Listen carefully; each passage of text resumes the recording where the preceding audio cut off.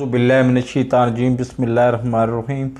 سب سے پہلے تو میری بدقسمتی یہ ہے کہ جب بھی میں ارادہ کرتا ہوں یا ارادے کا اعلان کرتا ہوں کہ جی میں اب آج سے ویڈیوز جو ہے نا وہ بہت شارٹ بناؤں گا، اسی دن کوئی نہ کوئی ایسا واقعہ رونما ہو جاتا ہے کہ جس پہ مجھے تفصیلی ویڈیو بنانی پڑ جاتی ہے۔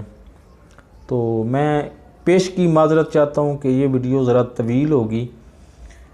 میں آپ کو اصل میں آج آنے والا جو کیپشن میں بھی آپ نے دیکھا ہوگا کہ قاتلانہ حملہ کہ اس کی اصل حقیقت کیا تھی، کیا قاتلانہ حملہ ہوا بھی ہے میرے اوپر یا ویسے ہی۔ قاتلانہ حملہ میرے اوپر نہیں ہوا۔ دو اشخاص جو نوجوان ہیں اور نیم خواندہ سے ہیں اور ہیں بھی موسٹ پراؤڈلی، غالب امکان یہی ہے کہ منڈی بہاؤالدین سے لے کے تو زیادہ سے زیادہ خوشاب کے ایریے کے درمیان کے یہ لوگ ہیں۔ اپنے ان کی زبان سے یہی اندازہ ہو رہا تھا۔ تو انہوں نے جس انداز سے فون پہ میرے ساتھ بات کی، اس کا سیدھا سادہ سا مطلب یہ تھا کہ ہم آپ کو وجہ نہیں بتانا چاہتے، لیکن آپ کی لوکیشن ضرور ٹریس کرنا چاہتے ہیں، اور نہ ہی ہم اپنا نام بتانے پہ تیار ہیں۔ تو میں ظاہر ہے میں مشکوک ہو گیا۔ میں نے پہلے ایک کے نمبر کو بلاک کیا، تو اس نے دوسرے کے نمبر سے مجھے کال کی کہ جی مجھے واٹس ایپ گروپ کا ممبر بناؤ اور یہ کرو وہ کرو۔ تو میں نے کہا بھئی نہیں، اس طرح تو میں نہیں آپ کو بناؤں گا کبھی بھی ممبر۔ آفٹر آل میں بھی 48 سال زندگی کے گزار چکا ہوں۔ میرے آپ 3-4 ذاتی بیتے ہوئے واقعات آپ سنیں گے نا تو آپ کو اس کا مطلب سمجھ آ جائے گا۔ میرے ایک دوست تھے، بہت اچھے دوست تھے، باجوہ صاحب، غالباً ان کا نام ظفر باجوہ تھا۔ وہ سب انسپیکٹر تھے پنجاب پولیس میں، تھانہ کوٹ مومن میں۔ وہ نسبتاً معقول انسان تھے، لیکن پرائی کمائی کھا کھا کے ان کا پیٹ بہت بڑھ گیا ہوا تھا، اور لیکن وہ چونکہ خاندانی آدمی تھے، غریب امیر کا لحاظ کر جاتے تھے، لیکن وہ ایک لفظ کہا کرتے تھے کافی ان کا تقیہ کلام یہ لفظ بنا ہوا تھا کہ تھانے دار دا تے ایک قدم ہوندا ہی جیل دے وچ۔ اب یہ بات بھی کسی حد تک ٹھیک تھی۔ فرض کریں چوری کے ملزم 5 پکڑے گئے، یہ میں بیتی بات آپ کو بتا رہا ہوں۔ 5 چوری کے ملزم پکڑے گئے ہیں اور 5 مہینے سے گرفتاری ڈالے بغیر انہوں نے حوالات میں بھی رکھے ہوئے ہیں اور ان کے اوپر تشدد بھی کرتے ہیں اور روزانہ ان سے کہیں نہ کہیں سے برآمدگی بھی کرواتے ہیں۔ تو اب 5 مہینے میں کوئی دن تو ایسا آنا ہے نا کہ اے ایس پی کو خبر ہونی ہے، اے ایس پی نے چھاپا مارنا ہے اور ظفر باجوہ صاحب نے ظاہر ہے جیل میں جانا ہے۔ تو یہ آئے روز کا یہ واقعہ آج بھی جتنا ظلم و ستم آج 2021 جولائی 2021 میں بھی جتنا ظلم و ستم، جتنا غیر قانونی حرکتیں جو ہیں وہ تھانہ کوٹ مومن، تحصیل بھلوال، پہلے تو اب تو تحصیل بھلوال تحصیل کوٹ مومن بن گئی ہے نا، تھانہ کوٹ مومن میں جتنا ظلم ہوتا ہے اتنا ظلم شاید ہی پورے پاکستان کے کسی تھانے میں ہوتا ہو، غیر قانونی۔ بہرحال یہ میرا مقصد نہیں ہے۔ تو کرتے کراتے ایک تو یہ بات آپ کو بتا دی کہ ظفر باجوہ صاحب جو قدر معقول انسان تھے، وہ کہتے ہوتے تھے کہ ہر قدم جو ہے نا تھانے دار کا، ایک قدم اس کا جیل میں ہوتا ہے، اور وہ واقعی جیل میں ہوتا تھا ایک قدم۔ دوسرا ایک نیم خواندہ سے اب ان کا مسلک میں ظاہر کروں گا تو پھر ایک نیا تنازعہ شروع ہو جائے گا۔ بہرحال ان کا جو بھی مسلک تھا وہ ایک کسی پولیس لائن میں ایک امامت کرتے تھے کسی جگہ پہ، اور پکڑے گئے جعلی چیک کے کیس میں۔ اب جعلی چیک بھی ایک المیہ ہمارے ملک میں، ہمارے معاشرے میں بن گیا ہوا ہے کہ چیک بندہ جب دیتا ہے تو وہ چیک اپنا اکاؤنٹ کھلوا کے اپنا ہی چیک دیتا ہے آنے والے مستقبل کی ڈیٹ کے لیے۔ آج فرض کرو آج ہے 7 اگست، آج میں چیک دیتا ہوں کہ جی ایگزیکٹ 6 مہینے بعد، فرض کر لیتے ہیں 2 جنوری کو تم یہ چیک کیش کروا لینا۔ اب نہ تو میرے پاس اس کی گارنٹی آج موجود ہے کہ 2 جنوری کو میرے اکاؤنٹ میں اتنے پیسے ہوں گے،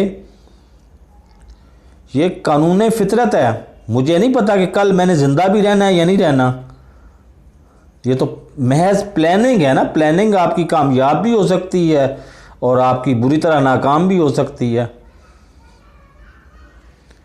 اور نہ ہی آج کی ڈیٹ میں 7 اگست میں میرے پاس پیسے ہیں کہ میں چیک لکھ کے دے دوں کہ تم صبح جا کے کیش کروا لینا۔ لیکن اس چیک کو بھی عرف عام میں جعلی چیک ہی کہا جاتا ہے۔ چیک آپ خود لکھ کے دے رہے ہیں، سائن آپ جینون دے رہے ہیں، لیکن اس کو 489F کہتے ہیں، اس کو 499F، اس کا مطلب بھی یہ ہے کہ تو آپ نے جعلی چیک دیا ہے۔ اس کی بھی سیدھی سادھی سی 3 سال 7 سال 10 سال سزا ہے پیسوں کے حساب سے، ٹھیک ہے۔ وہ ایک صاحب جو ہے نا، وہ امام مسجد صاحب، وہ اسی کیس میں وہ اندر ہو گئے۔ یہ میں ذاتی بیتی بات آپ کو بتا رہا ہوں۔ اب ان دنوں میں بھی کرائم رپورٹر بھرتی ہو گیا ہوا تھا لاہور شہر میں، اور میں بھی مطلب باجوہ صاحب کی دیکھا دیکھی یہ بات کرتا ہوتا تھا کہ کرائم رپورٹر کا بھی ایک قدم جیل میں ہوتا ہے۔ ان دنوں میں ایک ASP صاحب تھے پرانی انارکلی کے، ان کے ساتھ میری کوئی انبن ہو گئی، انہوں نے پکڑا گردن سے اور 107 151 کی ایک دفعہ ہوتی ہے، اس کے تحت مجھے اندر ڈالا شام کو، اور صبح اٹھا کے تو سیدھا جیل میں۔ جیل میں مجھے 2 دن اس لیے لگ گیا کہ ہفتے والے دن میں جیل میں گیا، اب میرا لاہور شہر میں اپنا تو کوئی بندہ نہیں تھا، رابطہ کرنے کرانے میں شام ہو گئی۔ کل اگلے دن اتوار تھا، اتوار کو اور پیر کو میری مچلکے داخل ہوئے اور پھر میں رہا ہو گیا۔ اس دوران میری ان مولوی صاحب سے بات ہوئی کہ آپ لوگوں کو پسا کس طرح سے لیتے ہو، امام کس طرح سے بنا لیتے ہو، اپنا مقتدی کس طرح سے بنا لیتے ہو، امام کس طرح سے بن جاتے ہو۔ اس نے کہا بھائی بات یہ ہے کہ جو آپ کے محلے کا مکمل طور پر فارغ بابا ہوتا ہے، مطلب وہ نوکری سے بھی ریٹائر، کاموں سے بھی ریٹائر، وہ نہ گھر کے کسی کام کا رہتا ہے، نہ وہ رہتا ہے نوکری کا رہتا ہے، نہ اس کی پینشن کی کسی کو فکر ہوتی ہے، کیونکہ اس کی پینشن مطلب آج کے دور کی پینشن ہوتی ہے تو ٹوٹل 200-300 ہوتی ہوگی، 200-300 کی کیا وقت ہے، نہ وہ گھر کا، نہ وہ مطلب اب میں کیا کہوں، وہ کسی کام کا نہیں رہتا، اس کو اٹھا کے بنا دیتے ہیں مسجد کمیٹی کا ممبر، اور انہی 5-6 بابوں میں سے ایک بابا بن جاتا ہے ان مسجد کمیٹی کے ممبروں کا صدر۔ اب ان کا اسلامی علم اتنا ہی کی ہوتا ہے جتنا ایک کسی عام آدمی کا ہوتا ہے۔ انہوں نے بھی ساری زندگی کلرک بادشاہ کے طور پہ، مطلب میں لفظ یہاں پہ بول رہا ہوں، سوچ سمجھ آپ اس کی جگہ پہ نا ڈیش لگا کے اپنے لفظ بولتے ہیں، کہ حلال کا مال انہوں نے کھانا ہوتا ہے لوگوں سے لیا ہوا، اور جب وہ بالکل ناکارہ ہو جاتے ہیں، مطلب 80-90 کی پیٹی میں، مطلب دوسرے طرف سے ان کے پلے ککھ نہیں رہتا ہے، قطرے باترے بھی جاتے ہیں۔ یہ بھی ایک محاورہ آپ کے ذہن میں ہونا چاہیے، قطرہ باترا جانا مطلب کھپتی ہو جانا، قطرے بطرے بھی جاتے ہیں، فارغ بھی ہو جاتے ہیں گھر سے، وہ مسجد کی کمیٹی کے ممبر بن جاتے ہیں۔ اب امام مسجد صاحب یہ کہانی سنا رہے ہیں تو جب ہم ان کے پاس انٹرویو کے لیے جاتے ہیں نا امامت کے لیے، تو ہمیں پتہ ہوتا ہے کہ ان کو لے دے کے یاد ہوگی نا تو 5 سورہ یاد ہوگا اور کچھ نہیں یاد ہوگا. 5 سورتیں ہم نے رٹی ہوئی ہوتی ہیں. ہمیں قرآن پاک پورا نہ پڑھنے کی ضرورت ہے نہ رٹنے کی ضرورت ہے. ہمیں صرف 5 سورہ ہم نے پڑھا، ہمیں یہ پتہ ہوتا ہے کہ 5 سورہ ہم نے رٹا ہوا ہوتا ہے. وہ بابا ایک جو ہے نا وہ اپنی طرف سے بڑا عقل مند اور بڑا پڑھا لکھا بنتا ہے، کہتا ہے سورت واقعہ سناؤ. ہم فٹافٹ سنا دیتے ہیں واقعہ، سورت واقعہ. وہ کہتا ہے ٹھیک ہے. دوسرا بابا سوچتا ہے کہ یہ سورت واقعہ تو اس نے سنا دیا، سورت یاسین سناؤ. ہم سورت یاسین بھی سنا دیتے ہیں. سورت رحمان سناؤ، وہ بھی سنا دیتے ہیں. حتیٰ کہ ہم 5 کی 5 صورتیں سنا دیتے ہیں. 5 سورہ ہم سنا دیتے ہیں. 6ٹھی صورت نہ بابا جی کو آتی ہے، نہ انہوں نے سننی ہے، نہ ہمیں آتی ہے، نہ ہم نے سنانی ہے. اب اس کے بعد دوسرا مرحلہ آتا ہے تنخواہ کا.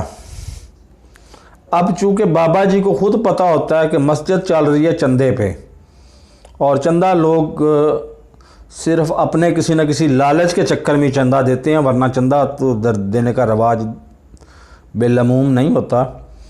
صرف ہمیں یہ لالچ ہوتا ہے کہ ہاں ہم 100 روپیہ یہاں پہ دیں گے نا مسجد میں تو ہمیں فلاں جگہ سے 10,000 ملے گا، کیونکہ 10 دنیا اور 70 آخرت کا اللہ نے وعدہ کیا ہوا ہے. تو ہمیں فلاں جگہ سے 100 دیں گے، 1000 وہاں سے ملے گا اور 70 آخرت میں ملے گا، تو ہمیں تو 70,000 روپیہ ملے گا. اس لالچ میں ہم چندہ دیتے ہیں 100 روپیہ. ٹھیک ہے جی. تو تنخواہ کم سے کم، وہ بہت زیادہ تیر مارتے ہیں نا جی تنخواہ تو ہم بہت کم دے سکتے ہیں، 2000 تنخواہ دیں گے. امام مسجد صاحب کہتے ہیں جی ٹھیک ہے 2000 بھی مجھے قبول ہے. اب جب 2000 قبول ہے تو وہ 5 یا 6 بابے جو ہیں نا وہ ایک دفعہ غور سے امام مسجد کو دیکھتے ہیں کہ یہ کتنا ایک تھوڑا ہوا ہے کہ 2000 پہ راضی ہو گیا. اس کو یہ نہیں پتا کہ جب اس نے ممبر رسول پہ بیٹھنا ہے تو اس نے 2000 نہیں 20,000 نہیں لاکھوں روپے ادھر ممبر رسول سے کمانے ہیں. اس نے وہ کس طرح سے کمانے ہیں وہ آگے چل کے آپ کو بتاتا ہوں. جب ممبر رسول ہمارے ہاتھ میں آ جاتا ہے تو اس کا مطلب ہے سب کچھ ہمارے ہاتھ میں آ جاتا ہے. اسپیکر ہمارے ہاتھ میں ہوتا ہے، ہم جس کو چاہیں. اب یہ میں پنجابی کا ٹپیکل گاؤں کا محاورہ استعمال کر رہا ہوں تو آپ مطلب اس کو شہری ضروریات کے مطابق شہر میں بھی استعمال کر سکتے ہیں کہ ہم جس کا چاہیں جب چاہیں بھانڈا وقت کر دیتے ہیں. مطلب جس کے اوپر چاہیں، جس کے خلاف چاہیں ہم فتویٰ ٹھوک دیتے ہیں، اور وہ بیچارہ منہ چھپاتا پھرتا ہے اور اپنے ڈر سے، اپنی عزت کے ڈر سے ہمیں لا کے کبھی 1000 2000 ہماری جیب میں ڈال دیتا ہے. اب 2000 تو ہو گئی تنخواہ اور اوپر سے نذرانے ملا کے 52,000 ٹوٹل ہو گیا. 50,000 نذرانے اور 2000 تنخواہ، 52,000 ٹوٹل ہو گئی. تو لہٰذا ہماری 5 کی 5 گھی میں اور سر کڑھائی میں ہوتا ہے. اب آپ نے کبھی سوچا، یہ ایک تو یہ بات ہوگی. دوسری بات یہ کہ جب گدھا گاڑی چلانے والا ایک نارمل بہت چھوٹے درجے کا مزدور ہوتا ہے جو گدھے کو وہ جوتا ہے، مطلب ریڑھی کے ساتھ سارا دن وہ سامان اٹھا کے گدھا گاڑی پہ رکھتا ہے، اٹھا کے کہیں اور لے جاتا ہے، کہاں سے وہاں سے اٹھا کے آ کے صرف چند 100 روپے کماتا ہے جو بمشکل اس کی شام کے وہ کھانے کے ہوتے ہیں. اس کی اپنے بچے کے بارے میں پتہ کیا خواہش ہوتی ہے؟ اس کی خواہش کیا؟ آپ بتا دیں کہ کیا اس کی خواہش ہوتی ہے کہ اس کو مدرسے میں داخل کرا دیں یا اس کو کسی 3rd کلاس سرکاری سکول میں ہی داخل کرا دیں. یقیناً اس کی کوشش ہوتی ہے کہ کسی سرکاری سکول میں داخل کرا دیں، پڑھ لکھ جائے گا، کسی کام کی نوکری پہ لگ جائے گا. اب مدرسے میں جاتا کون ہے؟ وہ بھی 2-3 قسم کے بندے ہوتے ہیں. مطلب 2 سال کی عمر میں تھے ماں بھی فوت ہوگی، باپ بھی فوت ہو گیا، یتیم ہو گیا، لاوارث ہو گئے بالکل، نہ ان کو معاشرہ قبول کرنے کو تیار ہے، نہ ان کو مطلب رشتہ دار قبول کرنے کو تیار ہے۔ وہ اٹھا کے مدرسے میں ڈال دیے، مدرسے میں ہی انہوں نے رہنا ہے، مدرسے میں ہی انہوں نے کھانا ہے، مدرسے میں ہی انہوں نے پڑھنا ہے۔ اور پڑھنا کون سا ہے؟ نورانی قاعدہ، اس کے بعد ہم نے آگے بڑا قاعدہ پڑھنا ہے، اور اس کے بعد ہم نے قرآن پاک پڑھنا ہے۔ اور پڑھائی کے دوران جب بچوں کی عمریں 8 سے 12-13 سال کی ہوتی ہیں تو یہ جلاد، اب جلاد بھی لفظ میں درندہ صفت ان کے استاد قاری ان کے ساتھ کس کس درندگی کا مظاہرہ کرتے ہیں، کیونکہ رات دن ان کے پاس ہوتے ہیں۔ اور یہ مت بھولیں کہ یہ بھی اسی معاشرے سے، اسی طریقے سے اٹھ کے نیچے سے اوپر آئے ہیں جس طریقے سے یہ بچہ جو ہے یہ یتیم ہوا، پہلے مسکین ہوا، پھر یتیم ہوا، پھر لاوارث ہوا، پھر مدرسے میں آیا۔ اسی طریقے سے کسی زمانے میں اس کا استاد بھی آیا تھا ادھر مدرسے میں۔ جب اس قسم کی نسل آئے گی تو کیا ہماری وہ خاک رہنمائی کرے گی؟ ہماری رہنمائی کرے گی یا ہمیں گمراہ کرے گی؟ ہمیں صلح سے، سلوک سے، اجتماع سے، مطلب اجتماعیت سے اور اخلاقیات سے رہنا سکھائے گی، یا بدماشی، لڑائی جھگڑا، تفرقہ بازی اور یہ چیزیں سکھائے گی؟ یہ نسل جب آئے گی تو میرا اختلاف، پہلی تو بات یہ ہے کہ میں اتنا کٹڑ قسم کا مذہبی ہوں ہی نہیں کہ میرا کسی سے کوئی اتفاق یا اختلاف ہو۔ میرا تو ایک اختلاف تھا جو میں نے منہ پھاڑ کے کہہ دیا، اور اس سے مجھے ابھی بھی کوئی فرق نہیں پڑتا۔ مجھے نہ قادیانیوں کے کسی بندے نے آ کے پیسے دینے ہیں پر منتھ ہے، ادھر 30,000 انٹرنیٹ کا خرچہ، 25,000 بجلی کا بل، 1.5 لاکھ ادھر کھانے پینے کا خرچہ، 1,20,000 کرایہ، یہ سارے کا سارا میں نے اپنے والدین سے منگوانا ہے، اپنے بھائی سے منگوانا ہے، کسی تیسرے بندے نے مجھے 1 ٹکا بھی نہیں دینا۔ تو کیا مجھے کچھ لالچ ہو سکتا ہے کہ کسی کے پیسوں کی خاطر میں اپنے موقف کو بدلتا پھروں؟ آپ اپنا ذہن دوڑائیں نا کہ اگر مجھے کسی سے پیسوں کی توقع ہی نہیں ہے، مجھے پیسے مل ہی نہیں رہے، میرے ساتھ کوئی رابطے میں ہی نہیں ہے، اور رابطے میں ہے تو کون؟ ایک مڈل میٹرک سٹینڈرڈ کا بندہ، اور وہ دھمکی بھی کس انداز سے دے رہا ہے کہ مجھے یقین مانے مجھے خود ہنسی آ رہی ہے۔ جب آپ چھوٹی عمر کے بچے ہوتے ہیں تو وہ فل بھر کے چرس کا سگریٹ آپ لگا لیں اور زیادہ پی بیٹھے نا، اس طرح کی لینگویج میں وہ دھمکی دے رہا ہے۔ جب اسے خود ہوش آتا ہے نا تو وہ کہتا ہے یارا میں نے کون سی چول مار دی ہے، میں کیڑی چول مار بیٹھا ہوں۔ تو اور تیسری سب سے اہم بات آپ کو بتا دوں، میں نے پاکستان میں بوتلوں، ٹوٹی ہوئی 7 اپ کی بوتلیں نہیں ہوتی شیشے کی، بوتلوں کو ٹکڑوں کو جوڑ کے ایک بوتل اور بوتل کا ایک ڈالا بنا کے اٹھا کے ڈالے بھر کے پک اپ میں رکھ کے صدر راولپنڈی سے وہ اٹھا کے میں ڈرائیور کے ساتھ I-9 جایا کرتا تھا۔ I-9 میں وہاں پہ انشورنس ایجنسی تھی جو بوتلوں کی انشورنس کرتی تھی، ان کو وہ ٹوٹی ہوئی بوتلیں واپس کرتا تھا، ان کے بدلے میں سلامت بوتلیں لیتا تھا، بوتلیں بھرواتا تھا 7 اپ فیکٹری سے، وہ لاتا تھا واپس، اور واپس لا کے پورے صدر میں سیل کرتا تھا. اس سے میں نے کیریئر سٹارٹ کیا تھا. اس کے بعد کرتے کراتے میں میڈیسن کمپنی میں چلا گیا، بوٹس فارماسیوٹیکل میں چلا گیا، اس کے بعد ہاسپٹل سپلائی کارپوریشن میں چلا گیا، اس کے بعد یو ڈی ایل میں چلا گیا، اس کے بعد لاہور میں آ گیا. لاہور میں کتابوں کی ایجنسی کے دوران میں اب آپ کو شہر گنوانے شروع کرتا ہوں.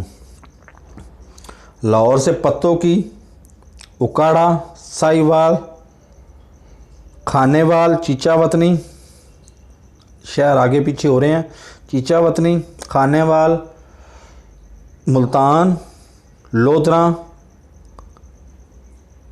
بہاولپور، حاصل پور، خیرپور ٹامے والی، صادق آباد، رحیم یار خان،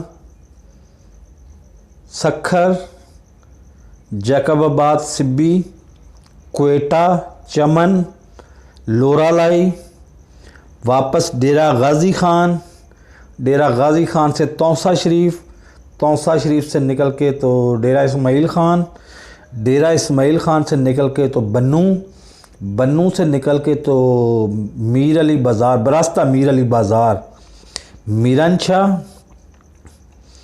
اور 5 دفعہ میں اس راستے سے میرانشاہ سے بغیر ویزے کے 5 دفعہ میں کابل تک گیا ہوں. طالبان کی ان کو حکومت تھی، اور اللہ ماشاء اللہ طالبان کے نظریات کی کتابیں بیچنے والے وہ لوگ تھے. وہ کتابیں خریدتے تھے، میں کتابیں بیچنے جاتا تھا. 5 دفعہ میں کابل میں بغیر ویزے کے بھی گیا ہوں. ٹھیک ہے، وہ اچھے وقتوں میں گیا ہوں. بہرحال جب بھی ایک دفعہ بھی اس طرح سے بھی ہوا تھا کہ ایک دفعہ کابل سے میں میر علی بازار سے میں گزر کے میرانشاہ گیا ہوں. میر علی بازار سے جس جگہ سے میں گزرا ہوں ایگزیکٹ 3 منٹ بعد ادھر دھماکہ ہوا ہے، اور اس دھماکے میں پاکستان آرمی کے جوانوں سمیت تقریباً 35 افراد موقع پہ ہلاک ہو گئے تھے، شہید ہو گئے تھے. تو جس نے اس طرح کے واقعات کو اپنی آنکھوں سے دیکھ رکھا ہو وہ ولا موت سے کیا ڈرے گا. آج میں چلا تھا 13 لاکھ پاکستانی روپے، 13 لاکھ میں سودا میرا ڈن ہوا تھا. 15 لاکھ اس کی ڈیمانڈ تھی. میں اسے کہتا تھا 10 لاکھ لے لو. اس نے کہا جی نہیں، ڈالر کا ریٹ بہت اوپر جا رہا ہے، یہ جا رہا ہے، فلاں جا رہا ہے، آپ کو میں نے اسپین کی نیشنلٹی دلوانی ہے، فلاں کرنا ہے، وہ یہ کرنا ہے، وہ کرنا ہے. تو 13 لاکھ روپیہ اس کو نقد میں نے دیا کہ میں اڑوں گا وہاں سے لاہور ایئرپورٹ سے، اور راستے میں تھوڑا تھوڑا چند گھنٹوں کا سٹے کرتے کرتے سیدھا اسپین میں اتروں گا. اس نے ٹوٹل 1,55,000 روپے خرچ کیے. 1,40,000 روپے کا اس وقت ٹکٹ لیا تھا اس نے، اور 15,000 روپیہ اس نے خرچ کیا ویزے پہ. دنیا کا جو سب سے زیادہ غریب افریقی ملک ہے نا، بینن، اس میں چھوڑ کے تیسرے یا چوتھے دن وہ بندہ واپس فرار ہو گیا. اب میرے پاس ایک ہی راستہ تھا کہ میں یا تو میں پیسے اکٹھے کروں، گھر سے منگواؤں، اور میں واپس پاکستان واپس چلا جاؤں، یا اور بہت سارے پیسے اکٹھے کروں. اور بہت سارا سفر میں نے کر لیا ہے، بہت مشکل ہے لیکن بہت مختصر سا سفر ہے. تقریباً 12 گھنٹے کا یہاں سے بائی روڈ سفر بنتا ہے. تو میں کچھ پیسے خرچ کر کے تو ادھر سے ڈائریکٹ اسپین میں ہی انٹر ہو جاؤں اور اسائلم اپلائی کر دوں. اب میرے پاس دونوں چیزوں کے لیے پیسے نہیں تھے، اور یہ اللہ تعالیٰ کا لاکھ لاکھ شکر ہے، لاکھ لاکھ شکر ہے کہ آج تک اللہ نے ہاتھ پھیلانے کی توفیق دی نہیں، نہ طریقہ دیا، نہ توفیق دی ہے. اور اللہ سے دعا ہے، ہاتھ جوڑ کے دعا ہے. میں بہت گنہگار اور بہت بدکار انسان ہوں کہ 6 دن، پورے 6 دن اس کسی بارڈر پہ نہیں، ترکی کے کسی جنگل میں نہیں، ترکی اور یونان کے بارڈر کے اوپر جنگل میں نہیں، اس شہر میں 6 دن میں نے محض ٹوٹی کا پانی پی کے گزارا کیا، کھایا پیا کچھ نہیں، لیکن الحمدللہ آج تک توفیق ہی نہیں ہوئی کہ کسی کے آگے ہاتھ پھیلا سکوں۔ او بھلا مجھے موت سے کیا ڈراؤ گے یار؟ تم کل کے بچے ہو۔ اب ان بچوں کے آخر پہ میں نے ایک چھوٹا سا لطیفہ سنا کے آپ کو، بچوں کی حالت یہی ہے، ایک خسرہ ہوتا ہے، وہ ساری زندگی وہ ناچ گانے میں گزار دیتا ہے، آخر پہ اس کو کوئی خیال آتا ہے کہ چونکہ جنگ تو پہلے ہی شروع ہے پاکستان اور بھارت کی، تو کیوں نہ میں بھی شہید ہو جاؤں، اور اس طرح سے میرے سابقہ حساب کتاب بھی نہیں ہوگا اور گناہ بھی دھل جائیں گی اور میں جنت میں چلا جاؤں گا۔ وہ کہتا ہے ٹھیک ہے۔ اب شہید ہونے کی خواہش اپنی جگہ پہ، لیکن جب وہاں پہ جایا جاتا ہے، جب گولی سینے پہ کھائی جاتی ہے تو وہ مرحلہ کچھ اور ہوتا ہے۔ تو وہ گیا وہاں پہ لوگ کافی سارے زخمی زمین پہ پڑے ہوئے تھے اور کافی سارے شہید بھی ہو چکے ہوئے تھے بچے۔ اس نے دیکھا ہے کہ چپ کر کے نا، اس نے ایک خنجر اس کے پاس پڑا ہوا تھا، اس نے یہاں پہ بغل میں لپیٹا اور چپ کر کے لیٹ گیا۔